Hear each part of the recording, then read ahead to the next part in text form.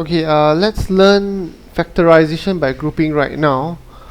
Okay, this is really another method for factorization. Let's call this method 2.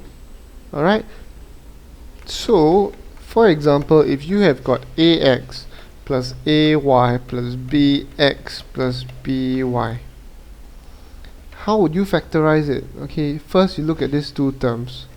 You try to extract the common factor first, so you get a x plus y, and then you look at these two terms. What's the common factor?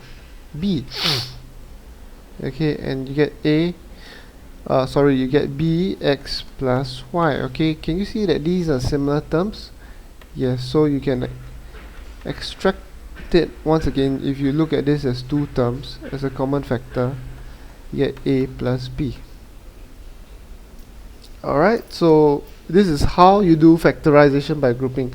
Okay, a more concrete real life example, okay, in the kind of question you face is this: 3x minus 6y minus mx plus 12y.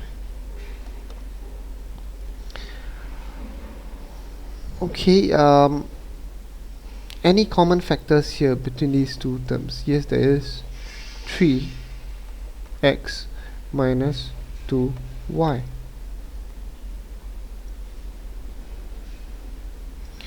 Okay, but are there any common factors here? No. So it would be, oh yeah, I apologize. Okay, I have made a mistake in writing down the question. So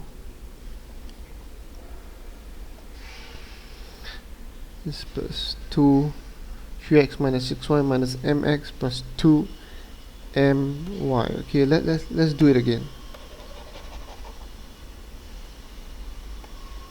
Okay, let's extract the common factors of these two terms first. So 3x minus 2y.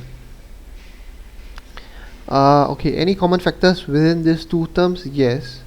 So let me just write m.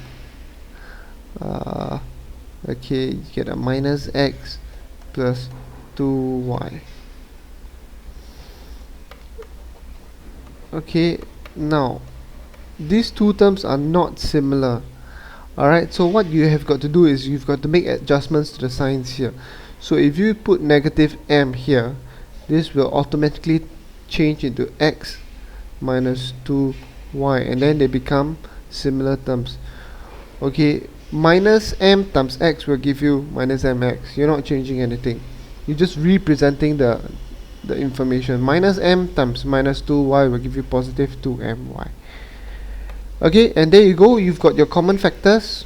Okay, if these represents apples and this represents apples, you can actually say it's 3 minus m apples. That's the answer. So that's why you can put it as 3 minus m and x minus 2y, and that is your answer. Would you like to do another question? I suppose you like to, right? Just to cement your understanding on such things. Okay, let's look at a question like that. So you get 3ab plus 6ac minus bd minus 2cd. 3ab plus 6ac minus bd minus 2cd. Alright, let's look at the first two terms. What are the common factors? You got 3 and you got a. Okay, so you get, in the brackets you will get b plus 2c. 3a times b will give you 3ab. 3a times 2c will give you 6ac. Alright, what else is common here? Okay, I suppose minus d is common, isn't it? Okay, minus d times b will give you minus bd. Okay, plus 2c. Minus d times 2c will give you minus 2cd. There you go. You have got common factors again. Alright, between these two terms, if you consider this term and this term, okay, these two are the common factors. Okay, like I said earlier in my previous example, if these are apples, if b plus 2c represents apples, the eventual answer will be 3a minus d apples, isn't it? So that's why you can write it as 3a minus d, b plus 2c.